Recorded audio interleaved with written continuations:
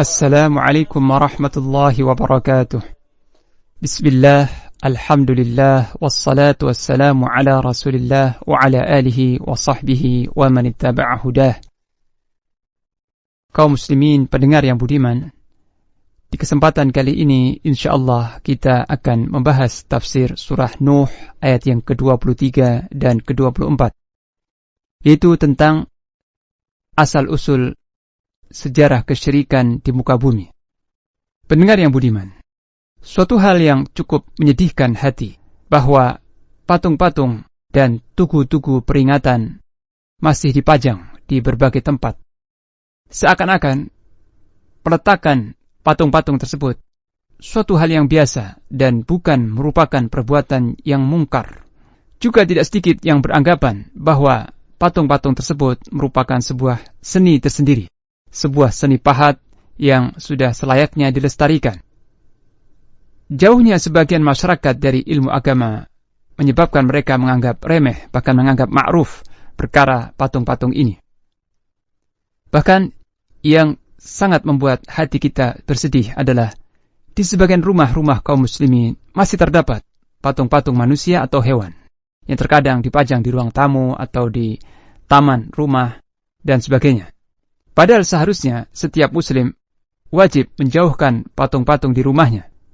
Apapun alasannya, seorang muslim dilarang menempatkan patung atau gambar-gambar yang bernyawa di rumahnya, di kantornya, ataupun di mana mereka berada.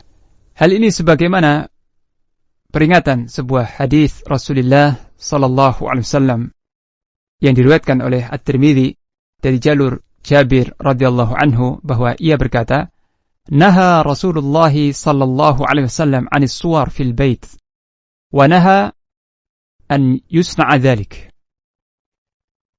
Rasulullah sallallahu alaihi wasallam melarang adanya gambar-gambar bernyawa atau patung di dalam rumah, dan beliau melarang untuk membuat gambar bernyawa atau patung tersebut. Hadis riwayat Tirmidzi. Ketahuilah, sesungguhnya para malaikat tidak akan masuk ke dalam rumah yang di dalamnya terdapat patung. Jika para malaikat tidak berkenan memasuki rumah, tentu ketentraman dan kedamaian penghuni rumah tersebut akan sirna dan hilang. Tentang larangan meletakkan patung atau gambar-gambar yang bernyawa tersebut juga ditegaskan dalam sebuah hadis berikut. Bersabda Rasulullah sallallahu alaihi wasallam, La tadkhulul malaikatu baitan fihi tamathil au tasawir. Para malaikat tidak akan masuk ke dalam rumah yang di dalamnya terdapat patung-patung atau gambar-gambar. Hadis riwayat Muslim. Di perempatan jalan atau di tempat-tempat strategis dan formal sering kita dapati patung-patung pahlawan atau tokoh-tokoh nasional tegak berdiri. Mungkin tujuan pembuatan patung itu adalah untuk mengingat atau mengenang jasa-jasa sang pahlawan atau tokoh tersebut. Dan untuk ini, sekian juta rupiah dibelanjakan untuk mendirikan patung-patung atau tugu-tugu tersebut. Nah, bagaimanakah pandangan Islam tentang hal ini? Kaum muslimin, para pendengar yang dirahmati Allah. Sesungguhnya membuat patung memiliki bahaya yang sangat besar bagi pemahat itu sendiri dan juga bagi umat manusia. Ketahuilah bahwa siksaan yang paling dahsyat pada hari kiamat kelak di antaranya ditujukan untuk para pemahat atau pelukis-pelukis gambar yang bernyawa. Imam Al-Bukhari dan Muslim meriwayatkan bahwa Nabi sallallahu alaihi wasallam bersabda, "Inna ashaddan nasi 'adzaban 'indallahi yaumal qiyamah al-musawwirun." Sesungguhnya manusia yang paling keras azabnya di sisi Allah pada hari kiamat kelak adalah para pemahat atau pelukis gambar-gambar yang bernyawa. Hadis riwayat Al-Bukhari dan Muslim. Sedangkan bahaya yang diperoleh atau menimpa umat manusia adalah dapat mengundang manusia melakukan berbagai bentuk kesyirikan. Pendengar yang budiman, sebab kesyirikan yang pertama kali terjadi di muka bumi adalah disebabkan oleh gambar-gambar atau patung. Ini terjadi dahulu pada zaman Nabi Nuh alaihissalam ketika terdapat patung orang-orang saleh yang disembah oleh kaumnya. Ketika Allah subhanahu wa ta'ala mengutus Nabi Nuh alaihissalam, beliau melarang keras kesyirikan. Namun kaumnya enggan menerima dakwahnya, bahkan bersikeras menyembah patung-patung yang didirikan tersebut, yang kemudian berubah menjadi berhala-berhala.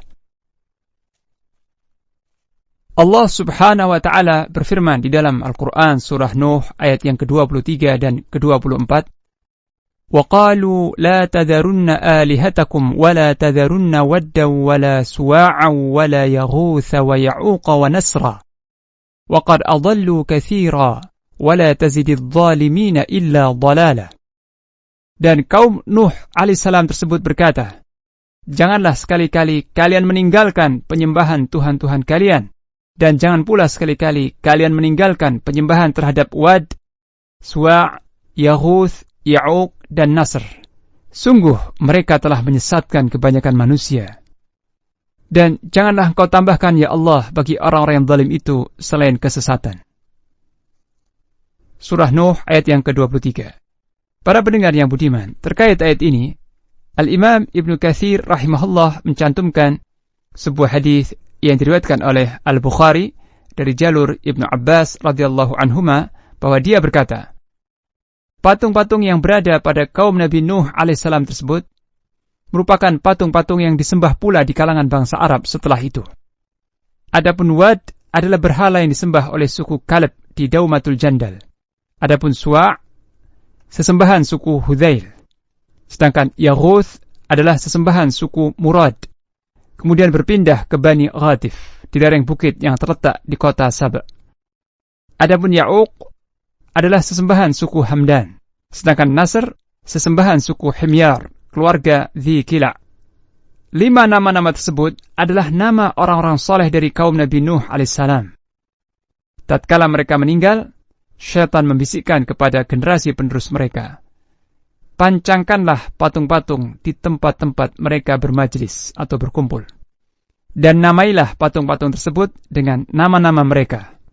Maka kaum tersebut mengikuti bisikan syaitan.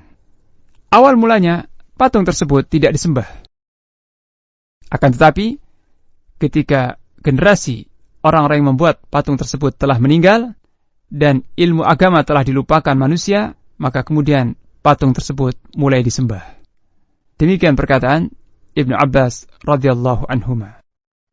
Kemudian Ibnu Katsir rahimahullah berkata, adapun firman Allah Ta'ala, وَقَدْ أَضَلُّوا كَثِيرًا, dan sesungguhnya mereka telah menyesatkan kebanyakan manusia, yaitu patung-patung yang dijadikan sesembahan itu telah banyak menyesatkan umat manusia. Karena penyembahan terhadap mereka terus berlanjut dari masa ke masa sampai saat kita sekarang ini, baik di kalangan bangsa Arab maupun non-Arab, di berbagai keturunan Adam alaihissalam. Sesungguhnya Khalilullah, kekasih Allah, Nabi Allah Ibrahim alaihissalam, pernah berkata dalam doanya, وَجُنُبْنِي وَبَنِيَّ أَنْ نَعْبُدَ الْأَصْنَامِ رَبِّ إِنَّهُنَّ أَضْلَلْنَ كَثِيرًا مِنَ النَّاسِ. Wahai Rabbku, jauhkanlah aku dan anak keturunanku dari menyembah patung. Wahai Rabbku, sesungguhnya mereka telah banyak menyesatkan manusia. Para pendengar yang budiman, demikianlah penjelasan singkat tentang sejarah kesyirikan di muka bumi. Semoga Allah Subhanahu wa Ta'ala menjauhkan kita dan keluarga serta kaum muslimin dari berbagai macam bentuk-bentuk kesyirikan. Wa sallallahu ala nabiyyina Muhammad wa ala alihi wa sahbihi wa baraka wa sallam.